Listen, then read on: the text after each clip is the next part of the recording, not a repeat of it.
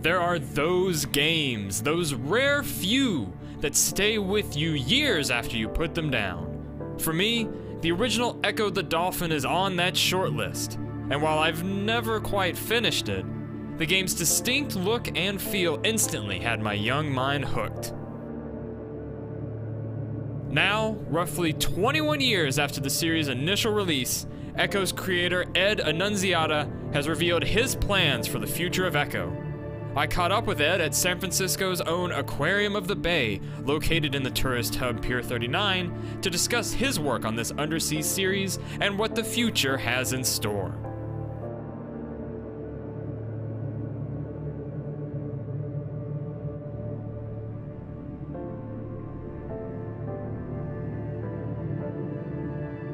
You know, 20 years ago, I created Ecco the Dolphin and have continuously thought about it. So, you know, Ecco, or this kind of game, or this environment, has been in my brain for all this time.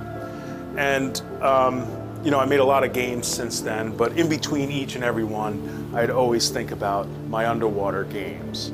Ecco the Dolphin was an undersea adventure game released for the Sega Mega Drive in 1992. Players controlled Ecco, a bottlenose dolphin, on a quest to find the members of his pod after they vanish in a powerful storm. The game would become infamous for its difficulty, but as a kid, I was enamored by its familiar, yet mysterious ocean environment, and in the way Ecco moved. Now, years later, I ask Ed about his inspirations behind this unique game. One of the things that inspired me was the motion of the dolphin, like the sine wave motion and this sort of surface interaction going in and out of the water. Back in the early days of video games, side-scroll games were all about left, right, up, down, very, you know, restricted cardinal directions. So I felt like, you know, to be different, you know, what moves in an analog pattern as opposed to just up, down, left, right. And at some point, the idea of controlling a dolphin occurred to me. It took me about a year to get to the point where I could prototype the game. And I was able to convince my boss at the time to fund a really small prototype just to see if the play mechanics were worth pursuing. And probably within 6 weeks of working with like the best team in the world that I found, that I still work with today, when everybody's got to experience this prototype, it was like a no-brainer. It was like, okay, this goes on the product plan.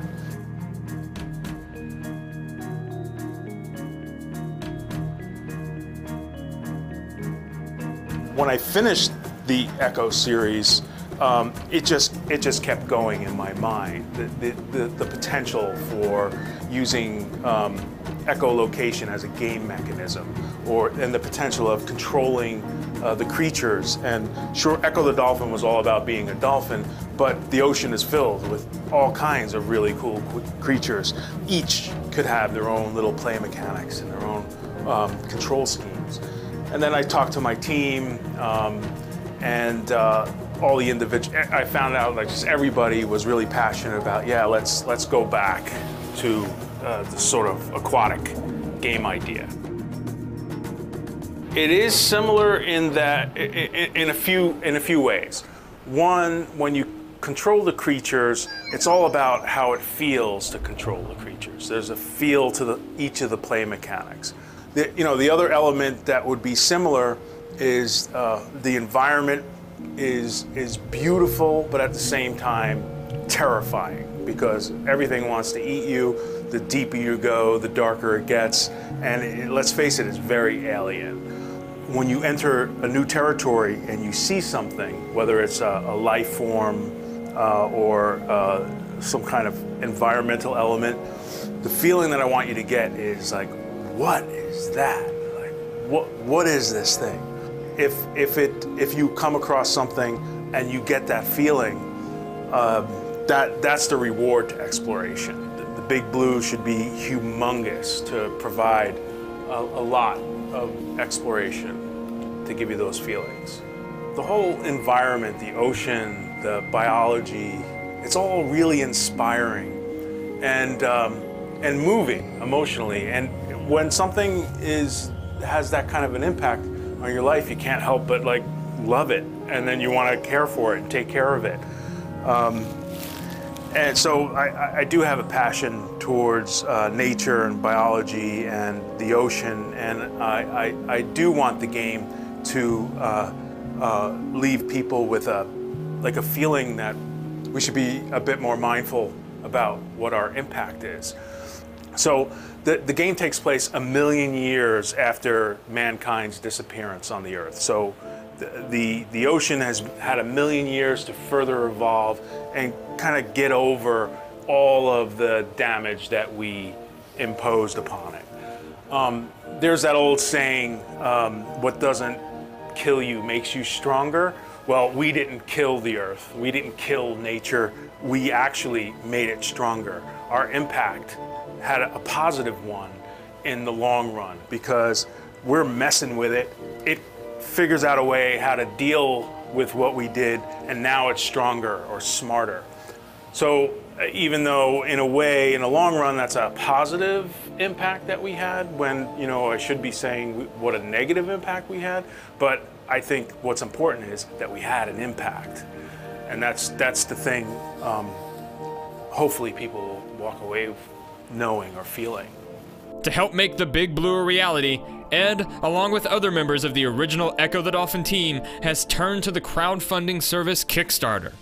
The Big Blue won't be a direct sequel to Ecco, but will still focus on exploration, puzzle solving, and celebrating undersea life. Of course, the team has plenty of new ideas they'd like to implement as well, and they are confident the Big Blue will see the light of day one way or another. If the Kickstarter campaign is not successful, it will be successful next time around. Like, this was my first Kickstarter campaign, and the way I approached it, which is my way, is in like real big broad strokes. Like, it'll be this, it'll be that, and here's how it'll work, here's some rewards, block it out and go for it with energy and confidence.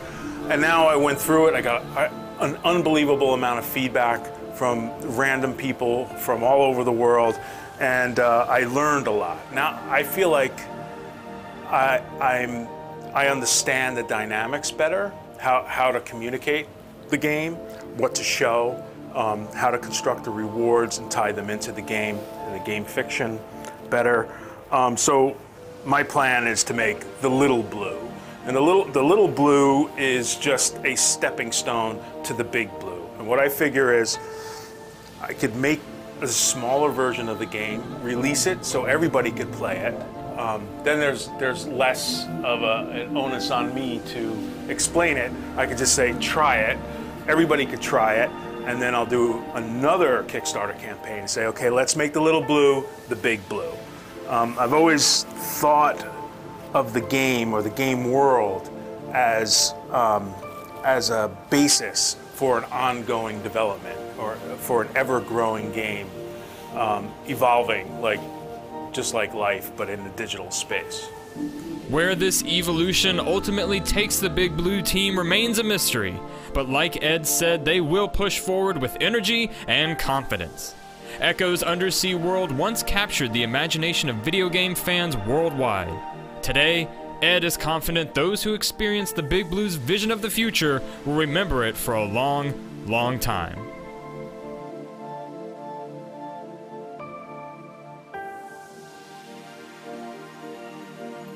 Thanks again to the Aquarium of the Bay here in San Francisco for the use of their facilities.